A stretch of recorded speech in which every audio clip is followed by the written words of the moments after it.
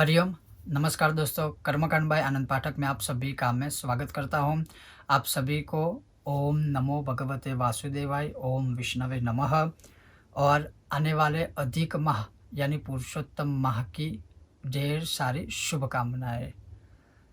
आज मैं आपको अपने इस वीडियो में बताऊंगा कि अधिक माह यानी पुरुषोत्तम माह कब से शुरू होने वाला है और कब खत्म, अर्थात अधि माह की पूर्णाहुति कब है वो। साथ ही साथ पुरुषोत्तम माह यानी अधिक माह का जो संक्षिप्त महात्म्य है वो सुनाऊंगा। और उसके साथ ही इसी वीडियो के साथ मैं इस पुरुषोत्तम माह के विषय में एक श्रृंखला बनाने वाला हूं, जो अभी बना भी रहा हूं। और मैं पूरी कोशिश करूंगा कि अधि माह शुरू हो उससे पहले ही वो सारे वीडियो मैं इसमें डाल दूं।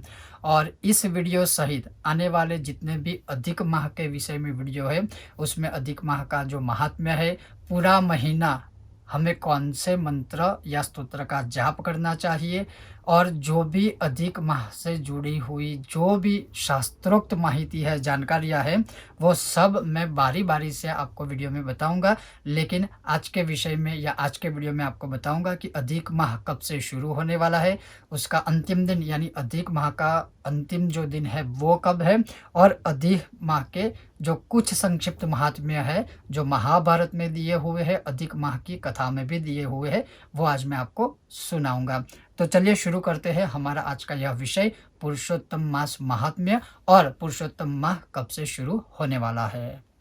इस वर्ष जो अधिक माह या जिसे हम पुरुषोत्तम माह कहते हैं, वो 18 सितंबर से शुरू होके शुक्रवार 18 सितंबर से शुरू होके 16 अक्टूबर तक यह पूरा महीना रहने वाला है, अर्थात अधिक माह रहने वाला है।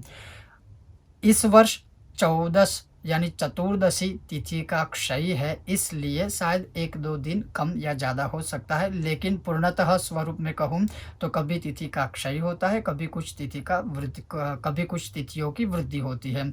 लेकिन मूलभूत बात यही है कि इस वर्ष शुक्रवार 18 सितंबर से शुरू होकर 16 अक्टूबर तक यह अधिक माह रहने वाला है। अब यह अधिक माह का जो संक्षिप्त महात्म्य है, जो शास्त्रोक्त संशोधन करके मैं आपके सामने प्रस्तुत कर रहा हूँ, तो अधिक माह को बहुत सारे अलग अलग नामों से जाना जाता है।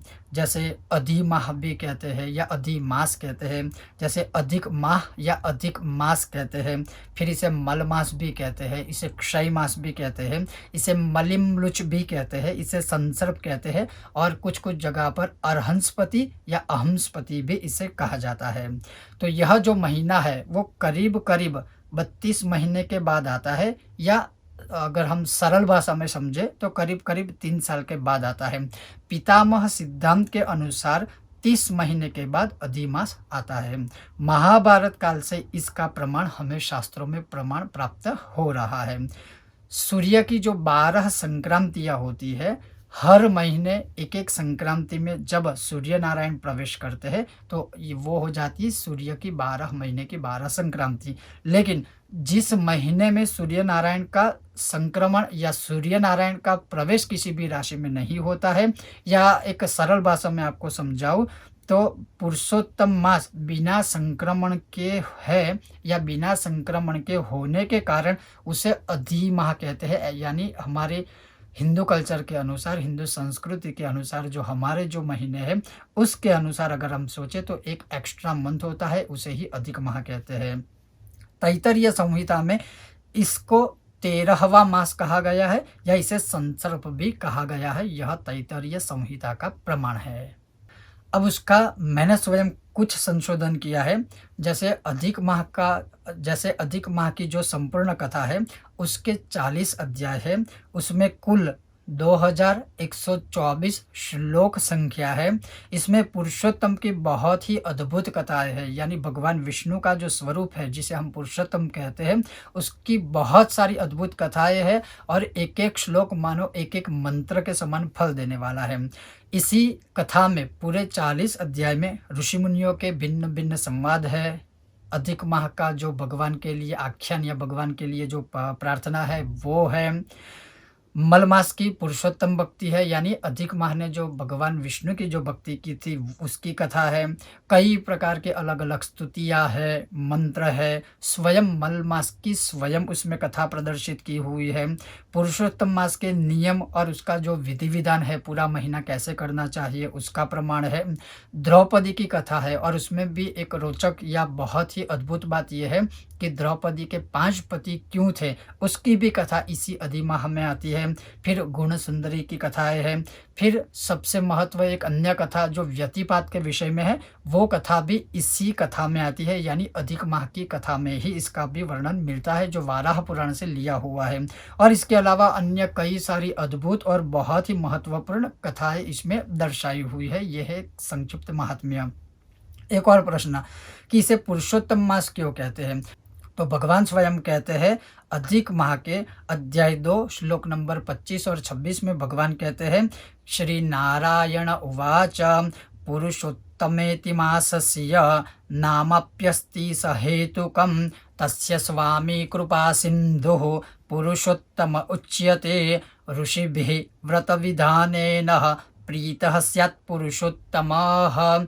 अर्थात श्री नारायण ने कहा कि पुरुषोत्तम एक ऐसे महीने का नाम है, जैसा उसका नाम है वैसा ही उसका अर्थ है। अर्थात इस महीने के स्वामी स्वयं भगवान पुरुषोत्तम है। इसी कारणवश हमारे ऋषियों ने इस महीने को पुरुषोत्तम मास कहा है और इस महीने का व्रत करने से पुरुषोत्तम भगवान अर्थात भगवान विष्णु प्रसन्न होते हैं। अब दूसरा प्रश्न कि इसे मल मास क्यों कहते हैं? तो इसी कथा में अध्याय 3 श्लोक नंबर 36 और 37 में बताया हुआ है कि स्वस्वामी योग माहात्म्यात् सर्वे सौभाग्यशालिनः अधिमासः समुत्पन्नः कदाचित् पाण्डुनन्दनः तमुचुः सकलालोका असहायं जुगुप्सितम् अनर्हो मलमासोऽयं रविसंक्रमवर्जितः। भगवान ने कहा कि जब अधिक मास की उत्पत्ति हुई तब वो बिना सूर्य के संक्रमण और बिना राशि प्रवेश के ही उसकी उत्पत्ति हुई थी। इतना ही नहीं, इसी कारणवश उसका नाम मलमास हुआ, अर्थात इसी कारणवश उसे मलमास भी कहा जाता है या मल भी कहा जाता है। काल माधव का मत है कि शकुनी, चतुष्पद, नाग और किंस्तुग्न इन 4 करण रवि का मल कहा गया है, अर्थात सूर्य का मल कहा गया है। और इन 4 करणों में जो संक्रांति शुरू होती है उसे ही मलमास कहते हैं। अर्थात ये क्या है, तो ज्योतिष शास्त्र में अगर आपकी जन्मपत्री है तो आप उसमें एक सेक्शन दिखेगा, जैसे नक्षत्र आता है, फिर योग आता है और उसके बाद करण करके एक वहाँ पर सेक्शन होता है, पैराग्राफ होता है और वहाँ पर करण का नाम लिखा होता है, जैसे बालव होता है, तैतिल होता है, आदि आदि। तो यहाँ पर वही है कि शकुनी से लेके किंस्तुग्न ये जो 4 करण है वो सूर्य के मल कहे गए हैं और उसी में जो संक्रांति शुरू होती है, इसीलिए उसे मलमाह कहते हैं। अब सबसे बड़ा प्रश्न कि पुरुषोत्तम माह में क्या करना चाहिए, क्या नहीं करना चाहिए। तो मैं एक विशेष रूप से आपको एक कुछ प्रयोग बताऊँगा और कुछ जो शास्त्रोक्त है वो बताऊँगा, कुछ मेरी तरफ से मैं आपको थोड़ा मार्गदर्शन दूँगा। तो सबसे पहले कि पूरे अधिक माह में आप विष्णु सहस्त्र के प्रतिदिन 1, 3, 5 या 7 पाठ कर सकते हैं। अगर आप पूरा महीना अनुष्ठान करना चाहते हो तो मैं कहूँगा 11 पाठ पूरा महीना किसी भी समय उसका अनुष्ठान कर सकते हो। दूसरा है कि अगर आप चाहो तो पूरा अधिक महीना यानी पुरुषोत्तम माह आप उपवास भी कर सकते हो और एक समय आप चाहो तो फलाहार कर सकते हो, एक समय आप चाहो तो अन्न का आहार कर सकते हो या अगर आप चाहते हो तो पूरा महीना भी फलाहार कर सकते हो। अगर आप कर सकते हो तब की बात है। उसके अलावा आप अगर चाहो तो शालिग्राम भगवान के ऊपर प्रतिदिन दूध से या पंचामृत से अभिषेक कर सकते हो। उसके अलावा आप चाहो तो शालिग्राम भगवान के ऊपर नित्य प्रतिदिन तुलसी दल अर्पण कर सकते हो। उसके अलावा सर्वश्रेष्ठ जो मंत्र जाप है भगवान का द्वादशाक्षर ओम नमो भगवते वासुदेवाय, इस मंत्र की प्रतिदिन 12 माला का मंत्र जाप कर सकते हो पूरा महीना। यहाँ पर कोई संख्या निश्चित मैं नहीं कर रहा हूँ, लेकिन मैं आपको सिर्फ सजेशन दे रहा हूँ कि आप 12 माला कर सकते हो। इसका कोई दशांश यज्ञ करने की आवश्यकता नहीं है। आप चाहो तो दशांश माला या दशांश मंत्र जाप कर सकते हो, या फिर इसी महीने में पूरा महीना आप चाहे विष्णु सहस्त्र करो, आप चाहे ओम नमो भगवते वासुदेवाय की माला करो, या जो भी करते हो उसमें दशांश यज्ञ, तर्पण, मार्जन, भोजन आदि की आवश्यकता नहीं है। तो ये मेरी तरफ से एक विशेष प्रयोग है, आप चाहो तो ये कर सकते हो। उसके अलावा जैसे श्रीमद् भागवत महापुराण का आप पठन कर सकते हो या श्रवण कर सकते हो। उसके अलावा भी आप चाहो तो विष्णु पुराण का पठन कर सकते हो या श्रवण कर सकते हो, और श्रीमद् भगवद गीता का भी आप चाहो तो पाठ कर सकते हो। तो पूरे महीने में आप यह जो मैंने आपको विशेष प्रयोग बताए हैं वो कर सकते हो। शास्त्रों के अनुसार अधिक माह में क्या करना चाहिए, क्या नहीं करना चाहिए, वो देखने के लिए आपको देखना पड़ेगा हमारा अगला भाग। जैसे मैंने आपको शुरुआत में ही बताया कि अधिक माह की एक पूरी श्रृंखला, वीडियो की श्रृंखला बना रहा हूँ।